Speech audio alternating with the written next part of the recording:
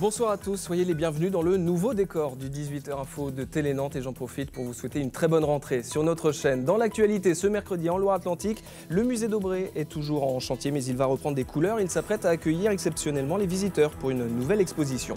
Nous ferons le point également sur la crise interne qui secoue le Modem 44. Après de profonds désaccords, le responsable départemental a présenté sa démission. Enfin, le monde du squash a rendez-vous à Nantes. L'Open International bat son plein actuellement au lieu unique. Nous nous y rendrons dans quelques instants. À Nantes, le musée d'Aubrey va donc réouvrir ses portes, mais très temporairement et surtout très partiellement. Le site est actuellement fermé pour des travaux de rénovation, mais du 19 septembre au 3 janvier prochain, une exposition sera présentée dans l'un des bâtiments. Elle regroupera 350 œuvres issues des collections du musée. Son nom, Voyage dans les collections. Les précisions de Benoît Balti. Le geste est précis, soigné. Ici, on installe 350 pièces issues de la collection d'Aubrey en vue d'une exposition exceptionnelle.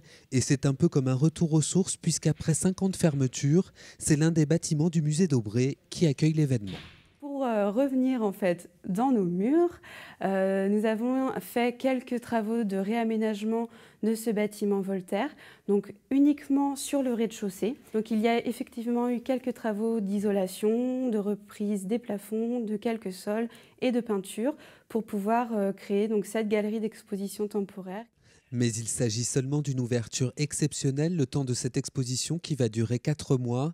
Le reste du site, quant à lui, est toujours fermé dans l'attente de travaux de rénovation.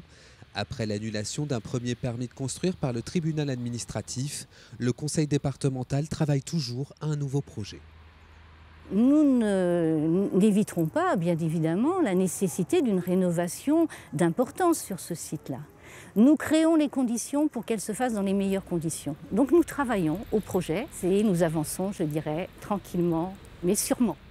En attendant, le public pourra profiter de cette nouvelle exposition, un voyage dans les collections d'Aubrey du Paléolithique au XXe siècle, à découvrir du 19 septembre au 3 janvier prochain.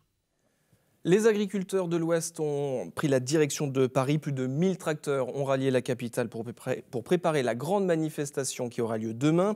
Les éleveurs français veulent alerter le public avant le Conseil agricole européen du 7 septembre prochain. Les syndicats agricoles attendent des mesures d'urgence du gouvernement face à la crise qui frappe leur profession. Un premier plan avait été annoncé par Stéphane Le Foll en juillet dernier. Le ministre de l'Agriculture promettait alors le déblocage de 600 millions d'euros pour soulager la trésorerie des exploitants. Des aides insuffisantes selon la FNSEA. Le Modem de Loire-Atlantique fait sa rentrée sur fond de crise interne. Son responsable départemental, Vincent Fouquet, a annoncé sa démission 3 mois après avoir succédé à un autre président démissionnaire, Xavier Brucker. Vincent Fouquet quitte son poste pour dénoncer la stratégie menée par Patricia Galerno avant les élections régionales. La tête de file du parti souhaite un rassemblement large avec les Républicains. Les explications de Jean-Michel Naga. Il l'a annoncé lundi sur son compte Twitter. Son info du jour, le Modem 44 n'a plus de présidence. Vincent Fouquet explique qu'une présidence ne vaut pas la liberté, que les élections régionales sont la goutte de trop. La raison de son départ, les discussions menées avec Bruno Retailleau pour mener une alliance, comme l'a déjà fait l'UDI. Patricia Galerno, la chef de file du Modem, assume totalement cette stratégie. Le mandat que m'a donné M. Bayrou pour représenter le Modem au niveau régional était de créer les conditions d'un rassemblement large. Et je pense que c'est la seule façon qu'on ait de peser, d'avoir une visibilité autant pour mon mouvement que pour un projet au niveau de la région. On ne peut pas se passer d'entamer des discussions, des négociations, rester tout seul, draper dans notre indépendance. C'est pas possible ça. On l'a fait en 2010, ça n'a pas fonctionné. Le Modem demande notamment une place éligible dans chaque département de la région sur la liste de Bruno Retailleau, liste qui devrait être dévoilée mi-octobre. Et pour être tout à fait complet, les élections régionales auront lieu les 6 et 13 décembre prochains. Et si vous n'êtes pas encore inscrit sur les listes électorales, sachez qu'il n'est pas trop tard pour le faire. Un bus civique sillonnera la ville de Nantes entre le lundi 7 et le mercredi 30 septembre. Pour s'inscrire, c'est une formalité. Il suffit de se munir d'une carte d'identité ou d'un passeport valide et d'un justificatif de domicile de moins de 3 mois. Dans le vignoble ligérien, les vendanges, c'est pour très bientôt, vendredi prochain, précisément le 4 septembre. Enfin, ce n'est pas encore officiel car la préfecture doit encore confirmer cette date des vendanges demain, jeudi. L'été a été très satisfaisant pour les vignerons, du soleil à foison, de la pluie point trop n'en faut. Pour les vignerons, les conditions devraient être idéales pour ces vendanges. Et d'ailleurs, dans le 18h de Télé Nantes, ce vendredi, vous retrouverez Anne-Lise Thomine en direct du vignoble nantais à Gétigné pour une émission spéciale vendange. Jusqu'à dimanche, Nantes est la capitale mondiale du squash. La ville organise l'Open international de la discipline.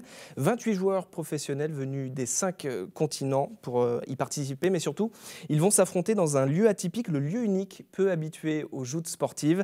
Alors il a fallu assembler de A à Z un terrain de squash et la scène a pu accueillir ses premiers matchs. Cet après-midi, Yannick Lenné et Anne Judic nous en disent plus. C'est un spectacle qu'on n'est pas habitué à voir au lieu unique, quand ce sont des athlètes qui remplacent les artistes, que la scène se transforme en cube de verre, le public en prend plein les yeux. Je trouve ça absolument formidable, parce que moi je suis squatcher depuis 25 ans, et voir un Open international ici, dans un cours vitré, au lieu unique, à Nantes, je suis super ravi. Dans la salle, de nombreux enfants de centres de loisirs et du public peu habitué à fréquenter les gymnases et autres salles de sport. Ça fait bizarre parce que je n'avais jamais vu en fait du squash et c'est bien. On espère surtout que ça va permettre de faire des gens qui ne connaissent pas du tout le squash et de faire un petit peu développer le squash sur Nantes parce que le squash sur Nantes, il n'y en a pas beaucoup. En tout cas, le spectacle est de qualité, l'organisation est vraiment sympa.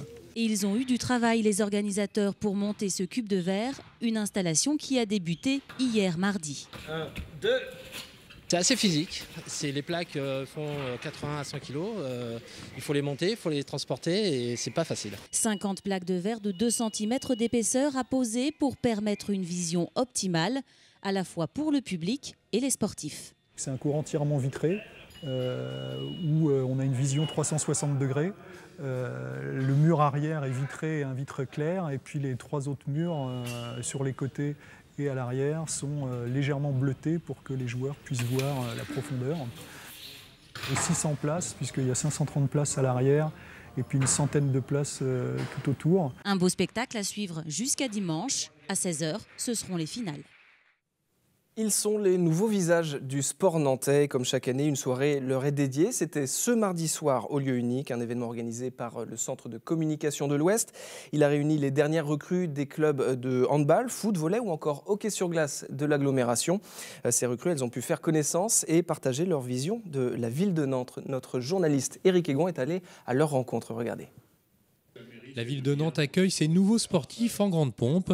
Créée en 2011, cette cérémonie avait lieu cette année au lieu unique, à l'occasion de l'Open international de squash. Une occasion de se rencontrer et d'échanger entre disciplines. C'est super, je trouve que c'est vraiment un très beau principe, ça permet à tout le monde un peu de se connaître et de voir un peu, parce que c'est vrai, comme ils disent, une fois que la saison est lancée, généralement on n'a pas trop le temps d'aller voir à droite à gauche. La plupart de ces nouveaux Nantais sont arrivés il y a seulement quelques semaines, suffisant tout de même pour se faire un premier avis sur la ville. On est 5 Canadiens qui sont arrivés ici en Nantes, ça fait 2 semaines. On avait la chance de se promener un peu vers les machines, là, les éléphants, les anneaux. C'est une ville vraiment sympa, tous les gens sympas.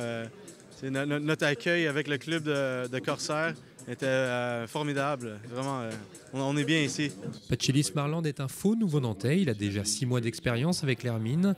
Il a prolongé son contrat de 2 ans, un choix qui n'est pas que sportif. Là, aujourd'hui, je vais avoir 34 ans, donc forcément, le bien-être aussi est aussi important. C'est vrai que j'avais des propositions ailleurs, mais c'est vrai que j'ai tout de suite, les quelques mois que j'avais passés ici, j'ai vraiment accroché sur la ville et puis sur son dynamisme et puis sur la chaleur que peut avoir la ville de Nantes. Et c'est vraiment un coup de cœur. Et dans ce reportage, vous avez aperçu les joueurs du FC Nantes, les Canaries qui profiteront de la trêve internationale pour disputer un match amical. Ce sera vendredi soir face à Brest. La rencontre est programmée à 18h30 à Tex, dans le Morbihan. Le défenseur nantais Kofi Djidji y participera. Et il sera d'ailleurs l'invité d'Olivier Caillé dans Foot Foot. Rendez-vous ce jeudi à 19h sur notre antenne. Et avant de nous quitter, un mot du Maillé-Brézé, un navire bien connu des Nantais. Cet ancien bâtiment militaire devenu musée flottant et aujourd'hui amarré quai de la Fosse Eh bien, dans quelques jours, il devrait être méconnaissable. Il va devenir le maillet zébré. Un projet imaginé par le collectif d'artistes nantais, plus de couleurs, armés de bombes et de peintures.